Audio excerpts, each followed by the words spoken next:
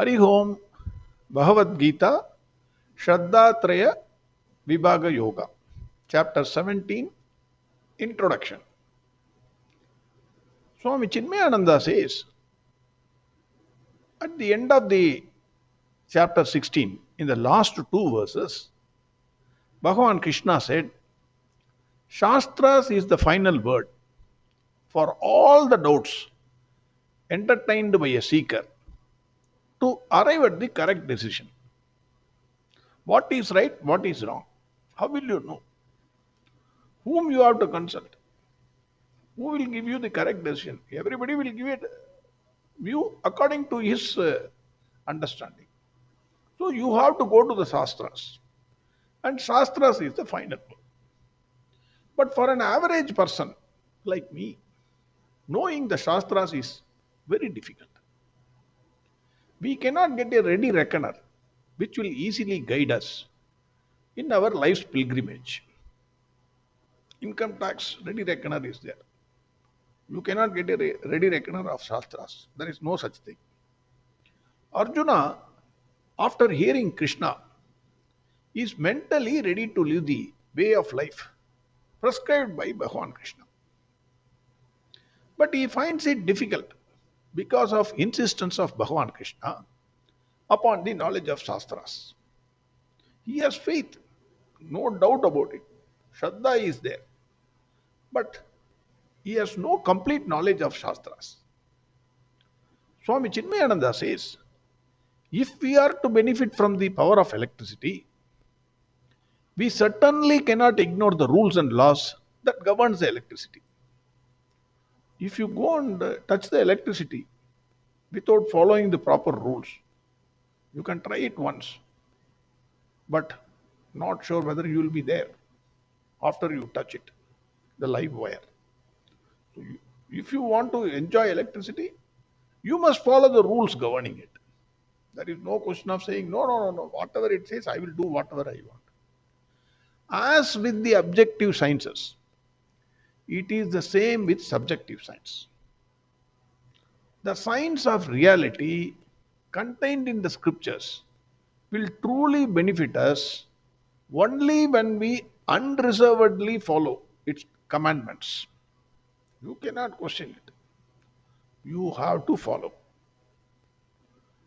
Of course, you can analyze it, you can assimilate it, you can try to understand it, you can go to the Guru and learn it. You can question it also.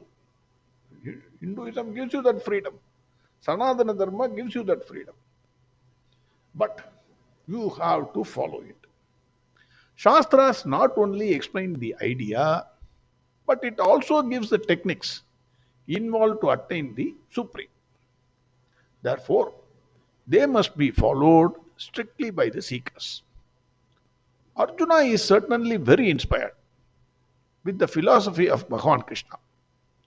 But Bhagavan insists that one should implicitly follow the Shastras for his success.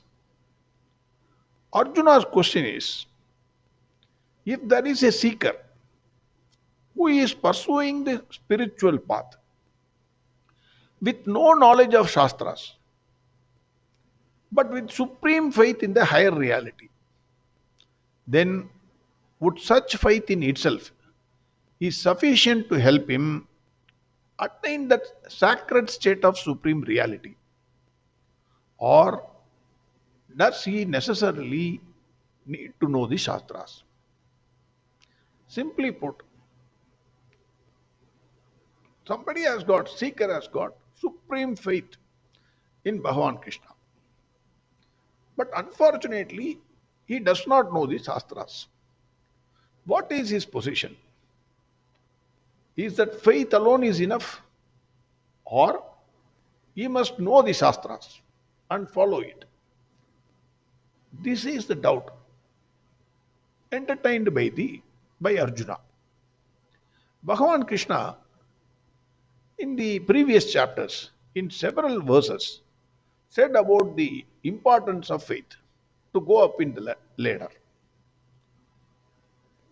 The importance given to Shraddha is equal to importance given to Shastras. Hence Arjuna is asking the question, whether even without the knowledge of Shastras, but with blind faith, can one climb the ladder of spirituality. What is Shraddha?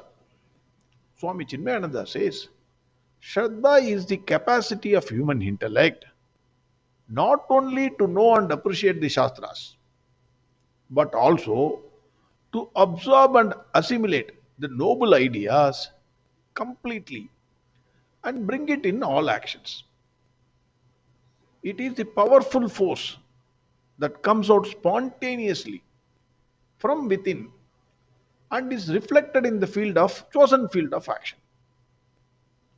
Faith is the motive force in every individual, but by which he functions in his own field. Faith is the force at intellectual level which gives direction and a surge of thoughts for expressing actions in the outside world. This inner vitality helps us in every field of action. This vitality is called faith. Faith is man. Whatever is his faith, that is the personality expressed in the outside world. This is very true.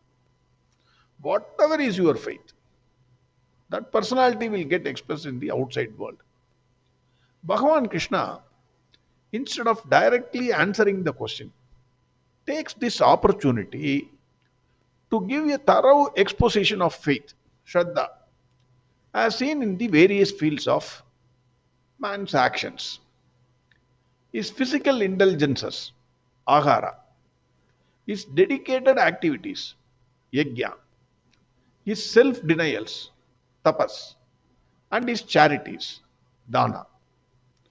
Bhagavan Krishna explains in this chapter that Shraddha is of three types, according to the nature of guna that an individual entertains in himself.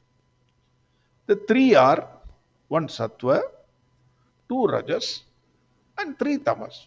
Three types of Shraddhas. How human beings, under the influence of these gunas, in varying proportions, would come to live the religious values and strive for spiritual unfoldment is discussed in this chapter.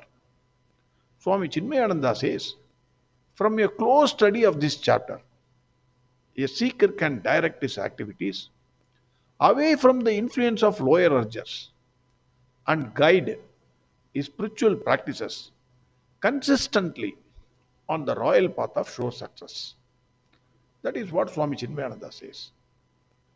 A wonderful chapter indeed, because we think faith. We know only faith. What is faith? Faith. Faith is faith. That is what we know. Bhagavan says there are three types of faiths.